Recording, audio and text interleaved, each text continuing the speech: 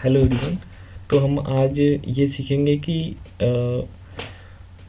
हमें किसी भी फंक्शनल डिपेंडेंसी की क्लोजर से हम कैसे कैंडिडेट की को फाइंड कर सकते हैं। तो बेसिकली कैंडिडेट की को हम कैसे फाइंड करेंगे, तो जितना भी हमें फंक्शनल डिपेंडेंसी दिया रहेगा तो हर एक का क्लोजर हम निकालेंगे। जब हम क्लोजर निकालेंगे जिस जिस भी एलिमेंट के क्लोजर में, जिस भी फंक्शनल डिपेंडेंसी की क्लोजर में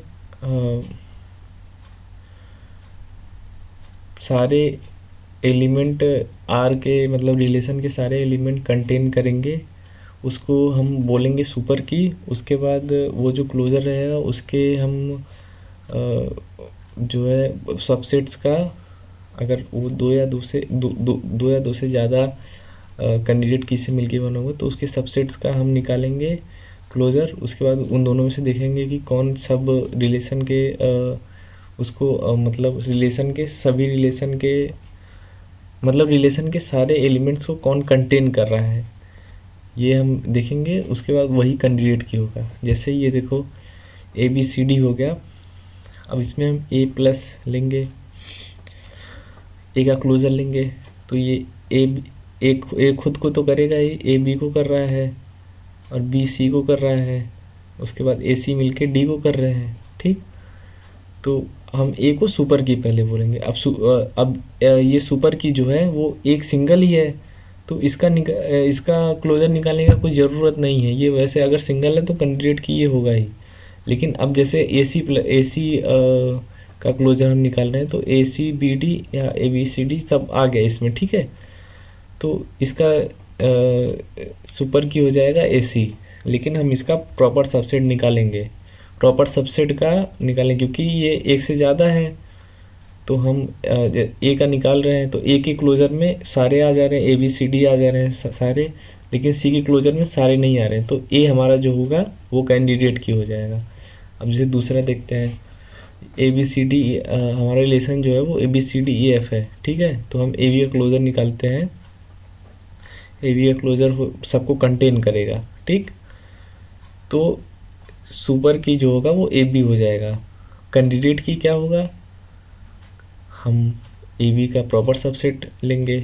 ए बी का प्रॉपर सबसेट जब हम लेंगे तो ये ए हो जाएगा, ये बी हो जाएगा। और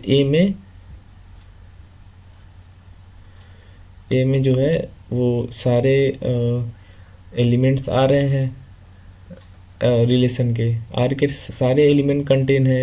ए का क्लोजर आर के सारे एलिमेंट को कंटेन कर रहा है, इसलिए ए बन जाएगा हमारा कैंडिडेट की। अब इसका बेसिकली हम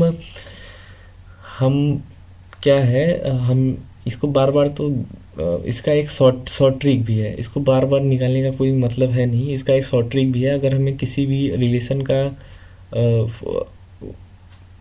का कैंडिडेट की निकालना है और फंक्शनल डिपेंडेंसी के मदद से, तो बेसिकली हम क्या करेंगे, फंक्शनल डिपेंडेंसी में देखेंगे जो राइट हैंड साइड में रहेगा उसको सारा लिख लेंगे।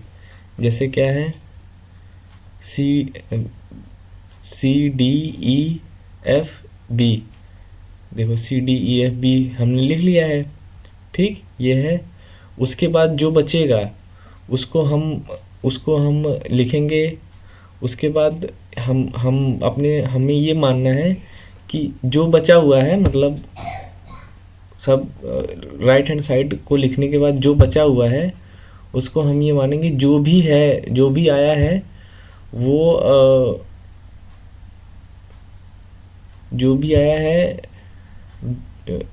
जो भी मतलब कैंडिडेट की होगा वो ए को इट मस्ट रिमेन ए यहाँ पे बचा हुआ ना, इट मस्ट रिमेन ए होगा। उसके बाद हम ए का क्लोजर निकालेंगे, ए ही आया क्योंकि, तो ए का क्लोजर निकालेंगे, ए सबको कंटेन कर रहा है तो ये पूरा हो जाएगा। मतलब इसी को हम कैंडिडेट की मान लेंगे, ठीक है।